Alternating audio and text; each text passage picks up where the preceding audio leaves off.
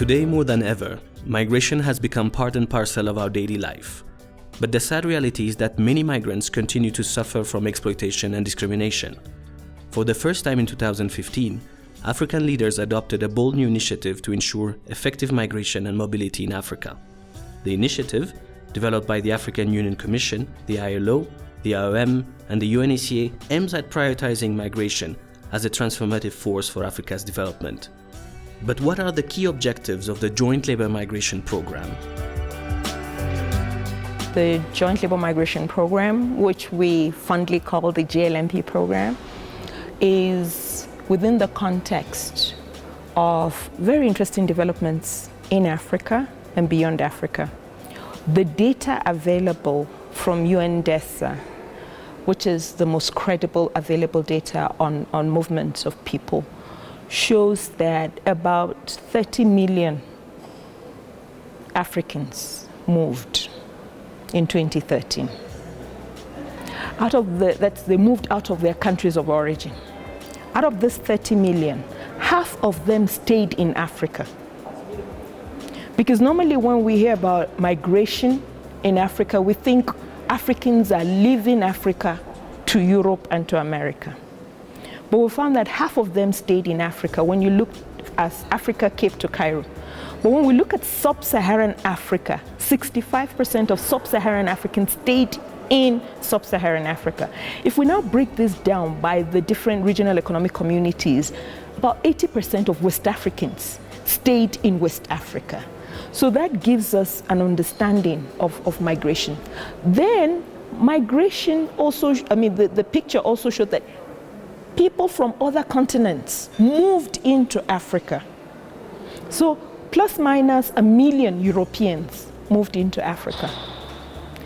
And more than 1 million Asians moved to Africa. So when you look at labor migration, there's the movement from Africa to other regions, other continents. There's the movement of other continents into Africa, but there's a lot of movement of Africans within Africa. If you look at the general trend the African Union is driving at the moment is for Africa to try as much as possible to find ways of solving Africans' problems, possibly using Africans to do that. And one of the ways we emphasize in trying to do that is to make sure that we improve funding from African sources for most of these problems. The idea is we're bringing all these programs together to get people more interested, member states more interested to buy into these programs. So we improve this funding locally, and then we can expect the kind of help we need from our partners, ILO, IOM, and the others, to be more meaningful. Because you can do better if you start something yourself and you ask people to come to help. The international partners are very critical. I mentioned during the presentation that just within the last 2 weeks we have seen 3,800 African migrants being assisted or rescued at Lampedusa. What are they going for? They're going for their jobs. Can we change the minds of the Europeans to create more jobs here? And these are cardinal things that we would like to make sure that we focus on. Employment, and particularly youth employment, youth unemployment, if you like, have become very critical for most governments. And yet we know that skills exist in parts of the continent which are in need on other parts of the continent, but they are not always able to move to where those areas are. So the whole issue of mobility, and it's not that we are inventing it. If you look at population dynamics, you know that there is a lot of mobility around Africa. And yet often there are so many difficulties with people moving, and it is ironic, that we celebrate the remittances that people are able to send, and yet physically there are so many barriers. So for us it is imperative, we have to be rational, we have to also make use of the skills that exist. Also, the protection of your rights, as an African, should be taken for granted around Africa. So we very much support this initiative. As you know, the EU-Africa Summit last year included a joint declaration on migration, which emphasized quite rightly not only the challenges of illegal migration and human trafficking that we all must face together, but the important opportunities. And this, the presentation today and this discussion today is an important reminder of just how big those opportunities are. And we've agreed in our joint roadmap for the next 3 years that human development should be one of the key pillars, and within that pillar, migration and mobility. There are factors that increase the vulnerability of Mexican migrants in US.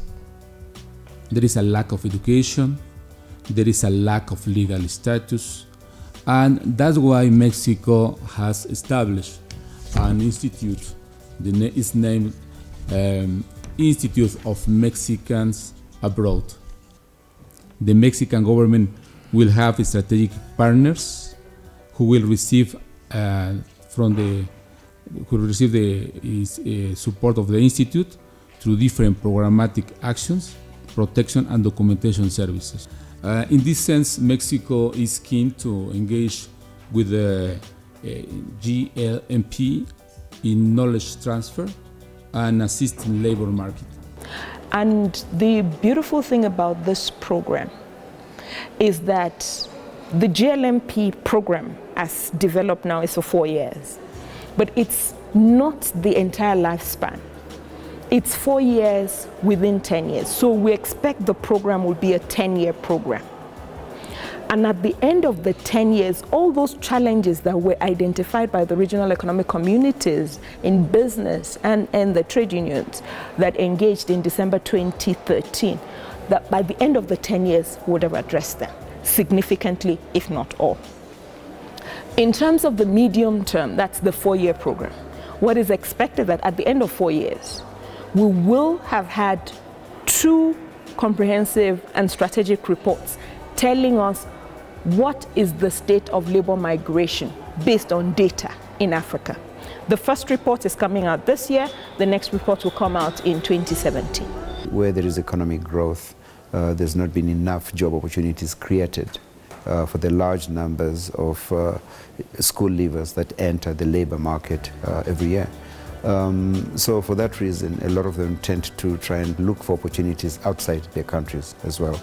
And there's nothing wrong with that per se. I think what we're trying to do is to make sure that we do have standards, that there are norms that are observed, and that the rights of migrants are observed wherever they work, and that they're allowed to contribute, and they're allowed to live not in fear, and they're not exploited, and they're given opportunities in some cases to contribute to the development of the countries where they are. And the way forward here is not the 50 years, we're talking about the 10 years, the first 10-year evaluation program of Agenda 2063. We want to bring all these issues together, in particularly where the impact on women, and the youth, we round them up and get a very successful first 10 years of Agenda 2063. And that's the way forward.